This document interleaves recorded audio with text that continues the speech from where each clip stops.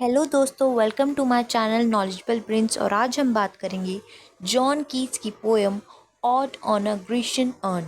John अपने time के काफ़ी फेमस इंग्लिश पोएट रहे हैं।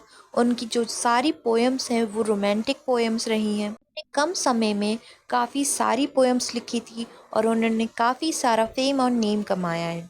दोस्तों, इस पोएम में जो अर्न है, अर्न का मतलब होता है एक मटका, एक पॉटरी टाइप, जैसा कि इसमें आपको दिख रहा है ऐसा, और उस पे कुछ इमेजेस बनी हुई होती है। Grecian earn.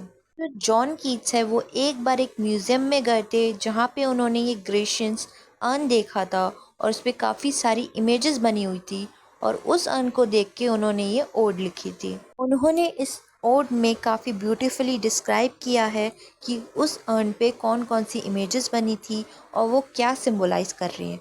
चलिए अब हम इस पोएम को लाइन बाय लाइन समझते हैं। Thou still unravished bride of quietness. Poem की स्टार्टिंग में ही पोएट जो है उस अर्न को डिस्क्राइब करते हैं एज अ ब्राइड, एक दुल्हन की तरह, अनटच्ड ब्राइड की तरह, जो कि सिंबलाइज करती है प्योरिटी को और ब्यूटी को। दो foster child of silence and slow time. इस लाइन का मतलब है जो ग्रीशियन अर्न है वो अनचेंज्ड है, इटर्नल है। वो टाइम के साथ साथ चेंज नहीं हुआ और वो आगे फ्यूचर में भी वैसा ही रहेगा। सिविलियन हिस्टोरियन हु कैन्स दस एक्सप्रेस। इस लाइन का मतलब है कि अर्न एक टाइप का हिस्टोरियन है जो अपनी स्टोरी को, अपने टाइम की स्टोरी को बता रहा है उन इमेजेस के साथ जो उस पर बनी हुई है। अब देखते हैं उस अर्न के ऊपर कौन कौन सी इमेजेस बनी है वो, और वो क्या क्या डिपिक्ट करती है। A flowery tale more sweetly than a rhyme. इस लाइन का मतलब है कि जो अर्न के ऊपर इमेजेस है वो ब्यूटीफुली कन्वे करती है स्टोरीज को। इतनी अच्छी है कि एक पोएट्री से ज़्यादा अच्छे से एक इमेज, एक स्टोरी कन्वे कर रही है। What leaf fringe legend haunts about the shape। इस लाइन का मतलब है कि जो सीन्स हैं उस अर्न के ऊपर, जो इमेजेस हैं वो पूरी तरह लीव से, पत्तों से घिरी हुई है, जो कि डिपिक्ट कर रहे हैं लेजेंड्स को ऑफ डीटीज और मॉर्टल्स और of both in a temple और अ डेल्स ऑफ आर्केडी। या फिर वो गॉड है या फिर ह्यूमन है या फिर दोनों ही, या फिर वो ग्रीस का टेम्पल है आर्केडिया, जो कि वहाँ की ब्यूटी और माइथोलॉजी को डिपिक्ट कर रहा है। अब तक हमने जाना कि उस अर्न पे कुछ लीव्स हैं जो कि गॉड को, ह्यूमन को या दोनों को ही सिंबलाइज कर रही है, या फिर वो एक ग्रीक का टेम्पल है Arcadia. What men or gods are these? What maiden lore? What mad pursuit? What struggle to escape? What pipes and tremblers? What wild ecstasy?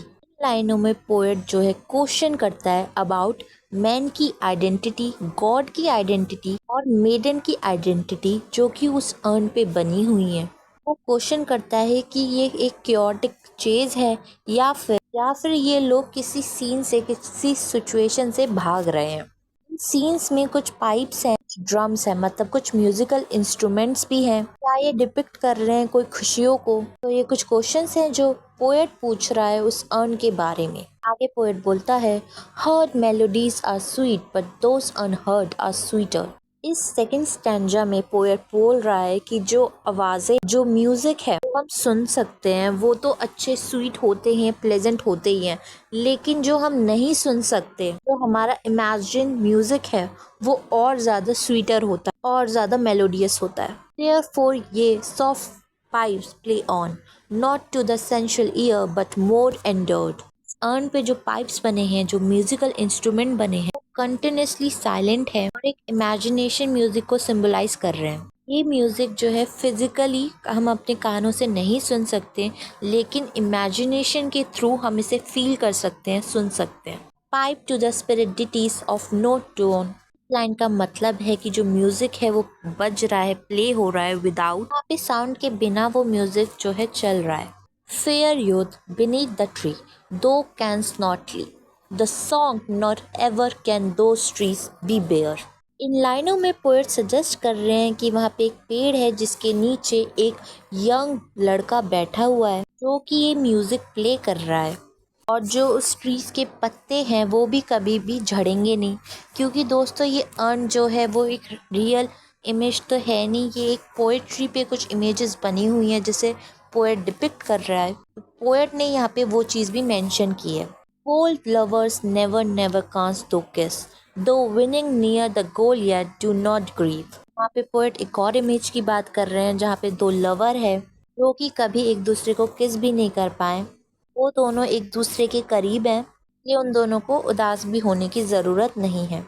She cannot fade though has not the bliss, forever will though love and she be fair। जो maiden है, जो लड़की है, वो कभी भी बूढ़ी नहीं होगी।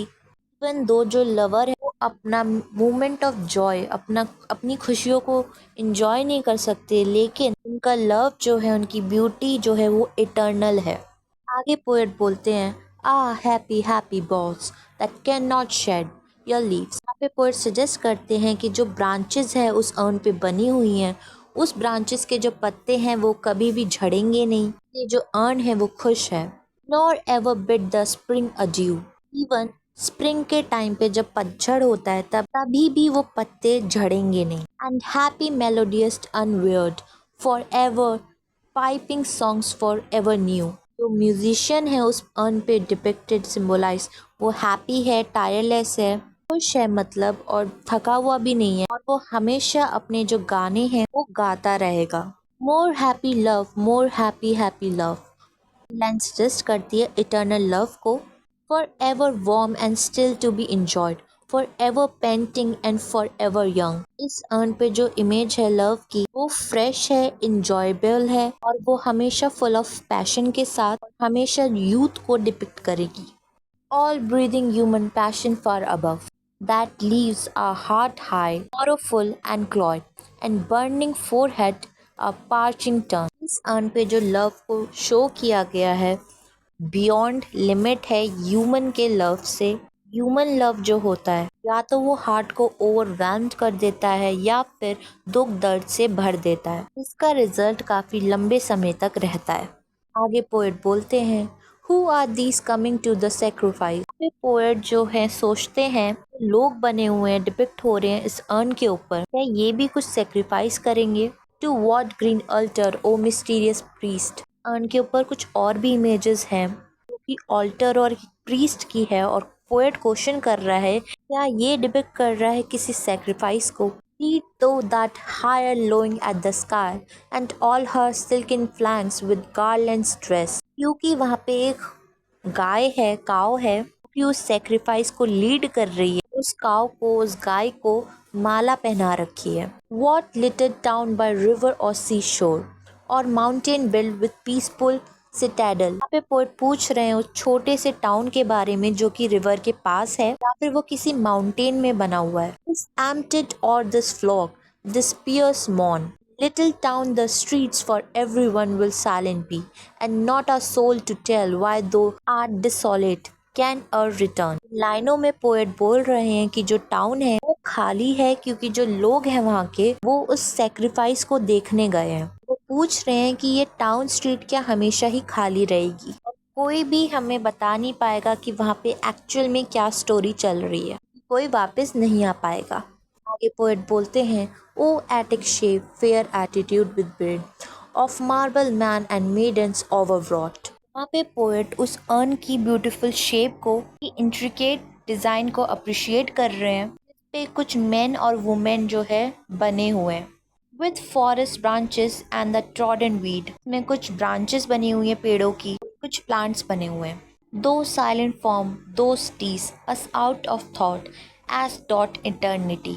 लाइनों में पोएट सजेस्ट कर रहे हैं कि अर्न की जो साइलेंस है एक डीप थॉट को रिफ्लेक्ट कर रही है। ओल्ड पेस्टोल, जो अर्न है वो अनचेंजिंग है, वो कभी बदलेगा नहीं। When old age shall this generation waste, those shall remain in midst of other woe and hours। जब करंट जनरेशन बूढ़ी हो जाएगी और वो भी मर जाएंगे, तभी भी ये अर्न जो है फ्यूचर में भी अपनी स्टोरी को डिपिक्ट करता रहेगा। A friend to man to whom those say, जो उस अर्न पे इमेजेस बनी हुई हैं वो तभी भी मैसेज कन्वे करती रहेंगी। Beauty is truth, truth beauty, that is all ye know on earth and all ye need to know. Beauty और ट्रुथ एक ही है, ही सिर्फ काफ़ी है अर्थ में रहने के लिए, समझने के लिए। पे पोयम का एंड हो जाता है और इस पोयम में हमने जाना नेचर ऑफ आर्ट, ब्यूटी से कॉन्ट्रास्ट कैसे कंपेयर करती है विद ह्यूमन एक्सपीरियंस को, अनचेंजिंग सीन्स को जो उस ग्रेशियन अर्न पे बने हुए हैं। दोस्तों आज की वीडियो के लिए बस इतना ही, और वीडियो देखने के लिए लाइक करें, शेयर करें और सब्सक्राइब करें। Thank you.